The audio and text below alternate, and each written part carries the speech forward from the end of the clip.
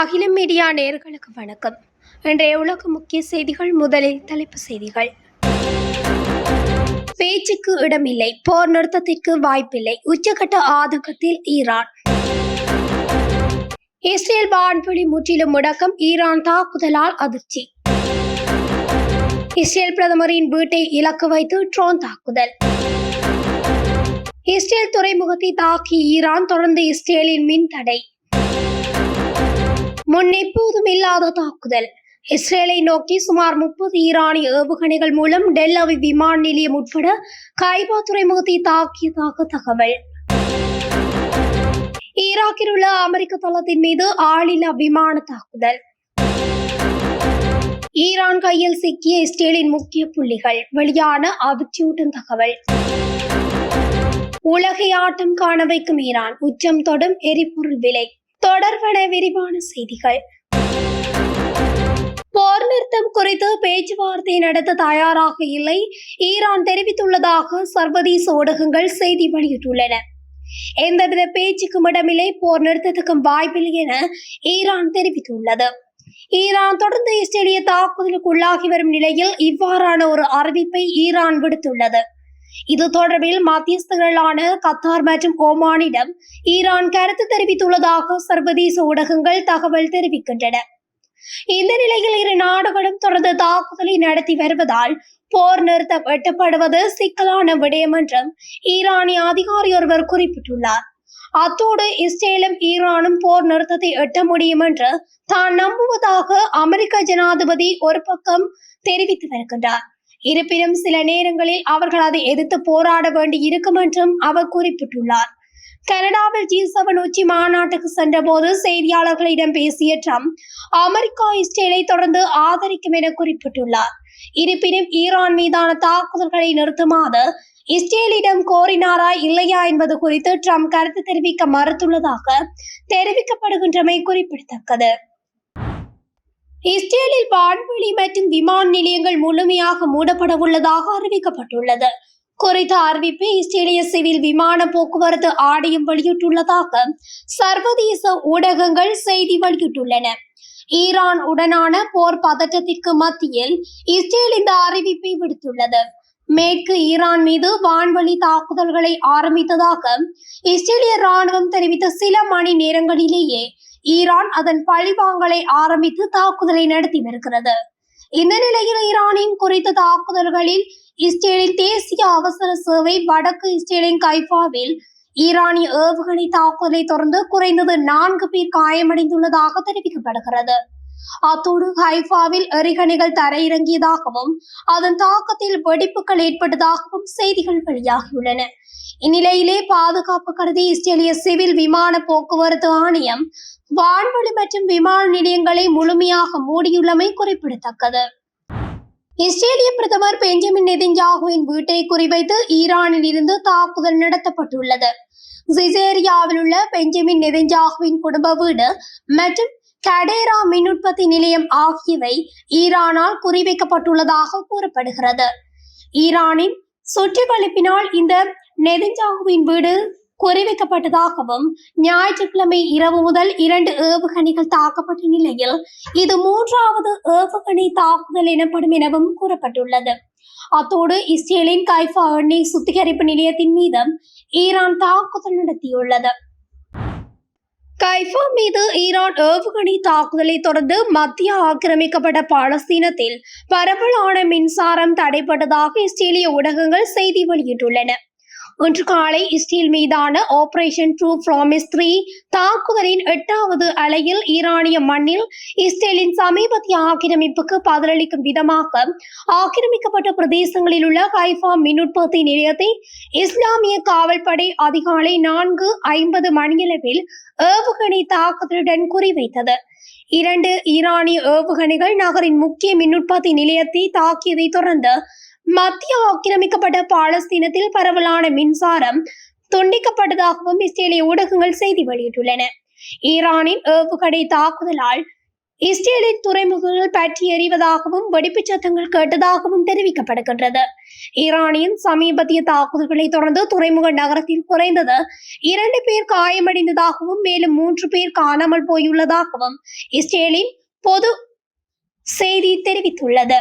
முன்னதாக ஈரானிய ஏவுகணை தாக்குதலை தொடர்ந்து ஹைஃபா துறைமுகத்துக்கு அருகிலுள்ள ஒரு மின் நிலையத்தில் பாரிய தீ விபத்துகள் காணப்பட்டதாகவும் தெரிவிக்கப்படுகிறது.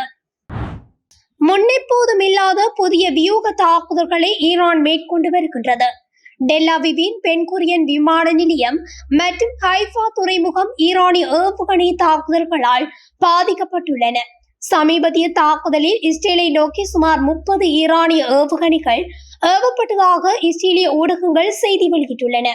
ஈரானின் இந்த தாக்குதல்களால் இஸ்ரேல் கதிகலங்கி நிற்கின்றது. டெல் அவிவில் உள்ள பென்குரியன் விமான நிலையத்தின் மீது ஈரான் ஏவுகணை நேரடி தாக்குதலை காட்டும் காட்சிகளும் செய்தி நிறுவனங்கள் உறுதிப்படுத்தி வெளியிட்டுள்ளன. ஹைஃபா துறைமுகம் குறிவைக்கப்பட்டதாகவும் பென்குரியன் விமான நிலையமும் ஏவுகணை மூலம் குறிவைக்கப்பட்டதாகவும் செய்திகள் வெளியாகியுள்ளன. இஸ்ரேலின் ரஃபேல் மேம்பட்ட பாதுகாப்பு அமைப்புகள் ஆயுத உற்பத்தியாளர்களுக்கு சொந்தமான கட்டிடங்களை இலக்காக கொண்டு ஈரானிய பதிலடி தாக்குதல் நடத்தப்பட்டதாக அந்த நிறுவனம் அறிவித்துள்ளது. டெல் அவிவில் உள்ள பென்குரியன் விமான நிலையம் பகுதியை ஈரானிய ஏவுகணைகள் தாக்கின என்பதை உறுதிப்படுத்தப்பட்ட செய்தி நிறுவனம் உறுதிப்படுத்தியுள்ளது. இஸ்ரேலை நோக்கி ஈரானின் ஹைப்பர்சோனிக் ஏவுகணைகளும் புறப்பட்டதாகவும் செய்திகள் வெளியாகியுள்ளன. ஞாயிற்றுக்கிழமை மாலை ஈரான் பல பகுதிகளில் இஸ்ரேலிய மூலோபாய இடங்களை தாக்கியது. ஹைஃபா துறைமுகத்தில் ஏவுகணை தாக்குதலுக்குள்ளான இடங்களில் இருந்து தீப்பிழம்புகள் எழுவதை பரவலாக பரப்பப்பட்ட வீடியோ கிளிப்புகளும் காட்டுகின்றன. கடலோர மாவட்டத்தின் 2 குடியிருப்பு கட்டிடங்கள் நேரடியாக தாக்கப்பட்டதாகவும் தெற்கு மாவட்டத்தில் மற்றொரு குடியிருப்பு கட்டிடம் நேரடியாக தாக்கப்பட்டதாகவும் இஸ்ரேலிய தீயணைப்பு மற்றும் மீட்பு ஆணையம் தெரிவித்துள்ளது. ஈரானிய ஏவுகணைகளில் ஒன்று நேரடியாக ஒரு ஜூத வழிபாடு தளத்தை தாக்கியதாகவும் இஸ்ரேலின் செய்தி நிறுவனங்கள் வெளியிட்டுள்ளன. ஈரானின் தாக்குதலால் இஸ்ரேல் நகரங்கள் முழுவதும் பற்றி எறிவதாகவும் தெரிவிக்கப்படுகின்றது. ஈராக்கில் உள்ள அமெரிக்க தளத்தின் மீது ட்ரோன் தாக்குதல் நடத்தப்பட்டதாக ஊடகங்கள் செய்தி வெளியிட்டுள்ளன. மேற்கு ஈராக்கின் அன்பார் மாகாணத்தில் உள்ள அமெரிக்க தளமான ஜன்னல் அசாத்தின் மீது ட்ரோன் தாக்குதல் நடத்தப்பட்டதாக அசோசியேட்டட் பிரஸ் செய்தி வெளியிட்டுள்ளது. அறிக்கையின்படி இலக்கை அடைவதற்கு முன்பே ட்ரோன்கள் சுட்டு வீழ்த்தப்பட்டதாகவும் ஆனால் ஈராக்கில் உள்ள அமெரிக்க தளத்தின் மீது ஈரான் ஆளில்லா விமான தாக்குதலால் குறிவைத்ததாகவும் தெரிவிக்கப்படுகின்றது. மத்திய கிழக்கில் பதற்றம் அதிகரித்து வரும் நிலையில் தற்போது இஸ்ரேலின் 2 மொசாட் உளவாளிகள் இருவர் கைது செய்யப்பட்டுள்ளதாக செய்திகள் வெளியாகியுள்ளது. அண்மைய நாட்களாக ஈரான் இஸ்ரேல் மோதல் என்பது அதியுச்சத்தை அடைந்துள்ளது. அணு ஆயுதத்தை தயாரிப்பதில் ஈரான் தீவிரமாக செயற்பட்ட நிலையில் அது தங்களுக்கு அச்சுறுத்தலாக இருப்பதாக கூறி ஈரான் மீது இஸ்ரேல் தாக்குதல் மேற்கொண்டது.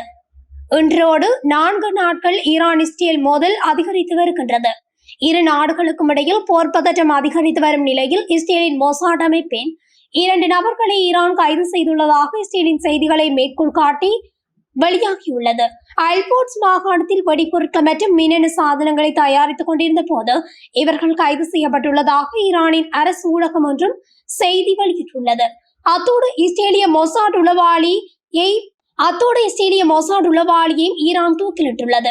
ஈரானில் மொசாட் உளவாளி தூக்கிலிடப்பட்டதாக ஊடக வட்டாரங்கள் திங்களன்று செய்தி வெளியிட்டன. முழு குற்றவியல் விசாரணைக்கு பிறகு இஸ்ரேலிய மொசாட் உளவாளி தூக்கிலிடப்பட்டார். தீர்ப்பை ஈரானின் உச்ச நீதிமன்றம் உறுதி செய்தது.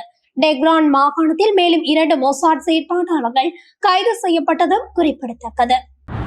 மத்திய கிழக்கில் போர் நிலைமை தொடர்ந்தால் உலக சந்தையில் மசகு எண்ணெயின் விலை மேலும் அதிகரிக்கக்கூடும் என்று பேராதனை பல்கலைக்கழகத்தின் பொருளாதாரம் மற்றும் புள்ளியியல் துறையின் பேராசிரியர் வசந்த அத்துக்கோரல் எச்சரித்துள்ளார். இது நாட்டின் பொருளாதாரத்தையும் பாதிக்கக்கூடும் என பேராசிரியர் வசந்த அத்துக்கோரல குறிப்பிட்டுள்ளார்.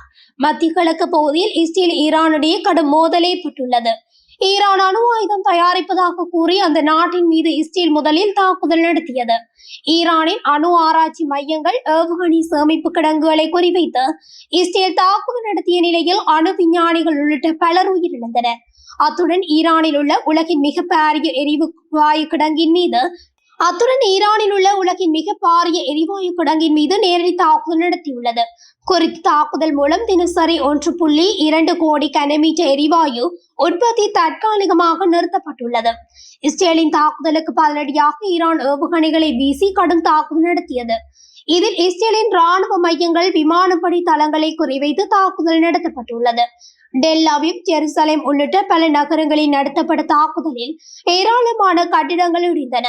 இந்நிலையில் மொத்த உலக எரிசக்தி விலை ஏற்கனவே 14% உயர்ந்துள்ளது. இந்நிலையில் இஸ்ரேலுக்கும் ஈரானுக்கும் இடையில் ஏற்பட்டுள்ள போர் தொடர்ந்தால் ஐரோப்பா, ஆசியான் உள்ளிட்ட பகுதி நாடுகளில் எரிபொருள் விலை உயரும் என நிபுணர்கள் சுட்டிக்காட்டியுள்ளனர். இத்துடன் அகில மீடியாவின் இன்றைய உலக முக்கிய செய்திகள் நிறைவடைகின்றன. தொடர்ச்சியாக செய்திகளை அறிந்து கொள்ள அகில மீடியாவுடன் இணைந்திருங்கள். நன்றி, வணக்கம்.